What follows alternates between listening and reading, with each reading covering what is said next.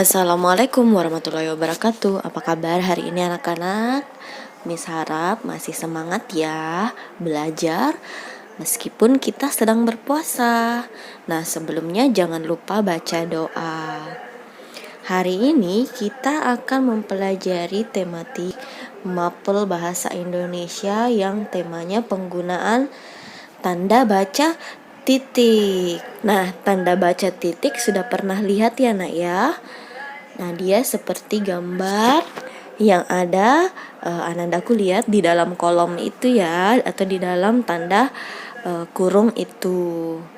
Nah, tanda titik yang pertama digunakan pada akhir kalimat pernyataan atau kalimat berita. Contohnya, kita harus menggunakan masker saat keluar rumah. Nah, ini adalah kalimat pernyataan ya. Nah, pada akhir kalimat tersebut ada tanda baca titik, tapi kita tidak usah menyebutkannya, kita hanya menuliskannya, simbolnya atau tanda baca titik tersebut. Kemudian contoh yang kedua, Raditya dan Farhan berangkat ke sekolah bersama-sama. Ya, nah pada akhir kalimat tersebut ada tanda titik.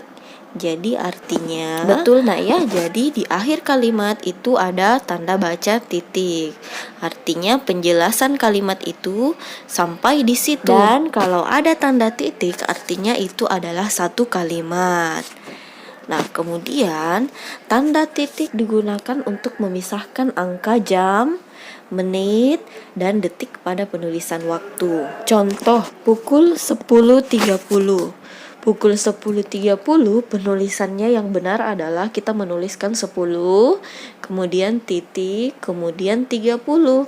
Nah, 10 ini adalah jamnya, 30 ini adalah menitnya. Sedangkan ada juga pukul 12:30 atau lebih 30 menit 20 detik. Penulisannya 12:30. Jadi angka yang pertama menunjukkan jam, kemudian angka berikutnya menunjukkan menit, dan angka yang terakhir menunjukkan angka detik atau waktu detik. Jadi cara bacanya pukul 12:30 menit 20 detik. Meskipun dia tidak menuliskan 12 itu merupakan jam, 30 merupakan menit, 20 merupakan detik, kita sudah paham nak ya, karena ada penggunaan titik yang tadinya titik tersebut berfungsi untuk memisahkan angka jam, menit, dan detik. Nah, ayah berangkat ke kantor pukul 7. Kita bacanya pukul 7 di tulisan atau kita menulisnya 07.00. Berikutnya, nomor 3, penggunaan tanda titik untuk memisahkan bilangan ribuan dan kelipatannya. 1000 butir telur setiap minggunya. Pada penulisan 1000 terdapat tanda titik yang memisahkan angka 1 dengan 3 angka 0. Ya, jadi paham nak ya. Jadi 1000 itu penulisannya 1, kemudian titik, kemudian 3 angka 0. Nah, contoh berikutnya, jumlah wisatawan di Bali ada 20.000 orang. Penulisan 20.000 terdapat tanda titik yang memisahkan angka 20 dengan 3 angka 0. Jadi penulisannya 20 titik 000.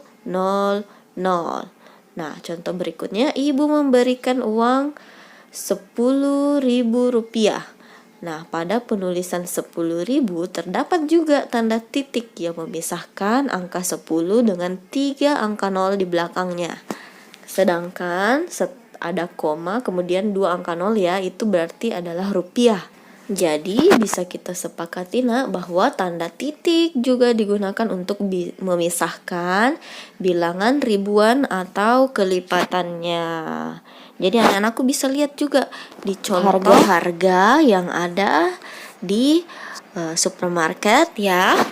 Di situ ada terpasang harga yang menggunakan nominal, kemudian ada titiknya setiap angka bilangan. Nah, kemudian keempat, tanda titik digunakan dalam penulisan singkatan nama orang.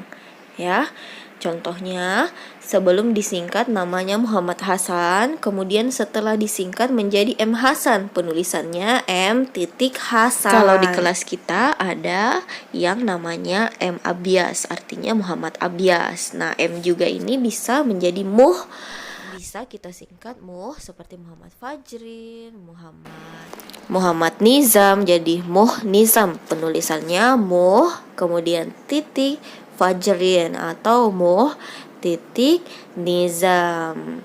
Nah, kemudian contoh berikutnya ada Ahmad Yani. Nah, A ini bisa disingkat A Yani, A titik Yani, penulisan. Contoh berikutnya W. Rudolf Supratman. Biasa kita dengar ya, W.R. Supratman. Penulisannya W titik R Supratman. Jadi tanda titik juga digunakan dalam penulisan singkatan nama orang. Nah ya, oke, Miss rasa cukup untuk hari ini. Ini wallahul muwaffiq illa aqwamit thoriq. Waalaikumsalam warahmatullahi wabarakatuh.